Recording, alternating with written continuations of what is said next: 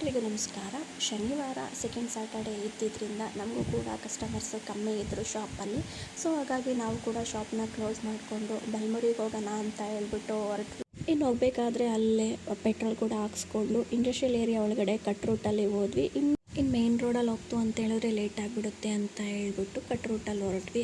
ಗದ್ದೆ ಮಧ್ಯೆ ಹೋಗ್ತಿರೋದ್ರಿಂದ ಎಷ್ಟು ತಂಪಾದ ಗಾಳಿ ಬೀಸ್ತಿತ್ತು ಅಂತ ಹೇಳಿದ್ರೆ ಸಿಕ್ಕಾಬಟ್ಟೆ ಖುಷಿ ಆಯಿತು. ಇನ್ನು ನಾನು ಇಲ್ಲಿಗೆ ಬಂದು ಸುಮಾರು ಒಂದು 4-5 ವರ್ಷನೇ ಆಗಿಬಿಟ್ಟಿತ್ತು. ಪಾಪು ಆದಮೇಲೆ ನಾವು ಇಲ್ಲಿಗೆ ಬಂದಿರಲೇ ಇಲ್ಲ.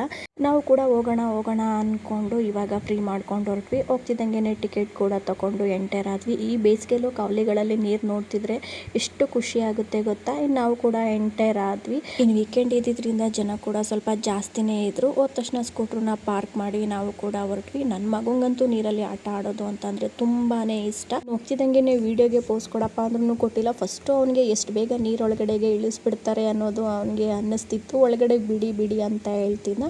ಇನ್ನು ನಾವು ಕೂಡ ಹೋಗಬೇಕಾದ್ರೆ ಸ್ವಲ್ಪ ಸ್ನ್ಯಾಕ್ಸ್ ಎಲ್ಲ ತೊಗೊಂಡು ಹೊರಟ್ವಿ. ಸ್ವಲ್ಪ ಗೋಟಿ ಚಿಪ್ಸು ಎಲ್ಲನೂ ಕೂಡ ತೊಗೊಂಡು ಹೊರಟ್ವಿ. ಸ್ವಲ್ಪ ನೀರು ಕಮ್ಮಿ ಇರೋ ಕಡೆನೇ ಹೊರಟ್ವಿ. ಅಲ್ಲೆಲ್ಲ ಸ್ವಲ್ಪ ಮೇಲ್ಗಡೆ ಜನ ಜಾಸ್ತಿ ಇದ್ರು. ಸೊ ಹಾಗಾಗಿ ಕೆಳಗಡೆಗೆ ಇಳಿದು ಸ್ವಲ್ಪ ಬರಬೇಕಾದ್ರೆ ಯಾಕೆ ಚಿಪ್ಸು ಅವೆಲ್ಲ ತಗೊಂಡು ಬಂದ್ವಿ. ಇನ್ನು ನನ್ನ ಮಗನ ಕೆಳಗಡೆಗೆ ಬಿಟ್ಟಿದ ತಕ್ಷಣ ಅವ್ನು ಖುಷಿ ತಡೆಯೋಕ್ಕೆ ಆಗ್ತಿರ್ಲಿಲ್ಲ. ಅಷ್ಟು ಎಂಜಾಯ್ ಮಾಡಿದ್ನ. ಇನ್ನು ಸಣ್ಣ ಪುಟ್ಟ ಕಲ್ಲುಗಳನ್ನೆಲ್ಲನೂ ತೆಗೆದು ಬಿಸಾಡ್ತಿದ್ನ. ನಮ್ಮ ಮನೆಯವರು ಅವ್ರ ಹತ್ರನೇ ನಿಂತಿದ್ರು. ಏನಕ್ಕೆ ಅಂತ ಹೇಳಿದ್ರೆ ನೀರು ಎಲ್ಲಿ ಕಮ್ಮಿ ಕಾಣುತ್ತೆ ಅಲ್ಲಿಗೆ ಜಾಸ್ತಿ ಓಡಿ ಹೋಗ್ತಿದ್ನ. ಯಾಕೆಂದರೆ ಅಲ್ಲಿ ಕಲ್ಲುಗಳೆಲ್ಲ ಕಾಣ್ತಿತ್ತು ಅಲ್ವಾ. ಸೊ ಹಂಗಾಗಿ ಸ್ವಲ್ಪ ಹೊತ್ತು ಅವ್ರು ಆಟ ಆಡಿಸ್ತಿದ್ರು, ಸ್ವಲ್ಪ ಹೊತ್ತು ನಾನು ಆಟ ಆಡಿಸ್ತಿದ್ದೆ.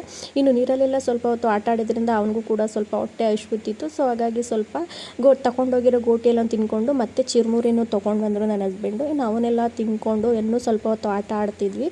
ಇನ್ನು ಅಷ್ಟರಲ್ಲಿ 5:30 ಕೂಡ ಆಗಿತ್ತು. ಇನ್ನು ನಾವು ಹೊರಡೋಣ ಅಂದ್ಕೊಂಡು ಹಾಗೆ ಬರಬೇಕಾದ್ರೆ ಸ್ವಲ್ಪ ಹೇಗಿದ್ರು ಬಂದಿದ್ದೀವಿ ಅಲ್ವಾ. ಸೊ ಹಾಗಾಗಿ ಫಿಶ್ ತಗೊಳ್ಳೋಣ ಅಂತ ಹೇಳ್ಬಿಟ್ಟು ಅಲ್ಲೇ ಬಂದು 2 ಫಿಶ್ ಕೂಡ ತೊಗೊಂಡ್ವಿ. ಒಂದಕ್ಕೆ 70 ರೂಪೀಸು. 2 ಪೀಸ್ ತೊಗೊಂಡಿದ್ವಿ. ಅಲ್ಲೇ ತವಾ ಮೇಲೆ ಸುಟ್ಟು ಬಿಸಿಯಾಗಿ ಖಾರ ಹಾಕಿ ಕೊಡ್ತಾರೆ. ಟೇಸ್ಟ್ ಹೇಳಬೇಕು ಅಂತ ಹೇಳಿದ್ರೆ ಚೆನ್ನಾಗಿತ್ತು. ಇದನ್ನು ತಿನ್ಕೊಂಡು ನಾವು ಕೂಡ ಮನೆಗೆ ಹೊರಟ್ವಿ. ಇದಾಗಿತ್ತು ನನ್ನ ಶನಿವಾರದ ಮಧ್ಯಾಹ್ನದ ವ್ಲಾಗು. ವಿಡಿಯೋ ಇಷ್ಟ ಆಗಿದ್ರೆ ದಯವಿಟ್ಟು ಲೈಕ್ ಮಾಡಿ, ಶೇರ್ ಮಾಡಿ ಮತ್ತು ನಮ್ಮ ಚಾನಲ್ನ ಸಬ್ಸ್ಕ್ರೈಬ್ ಮಾಡ್ಕೊಳ್ಳಿ.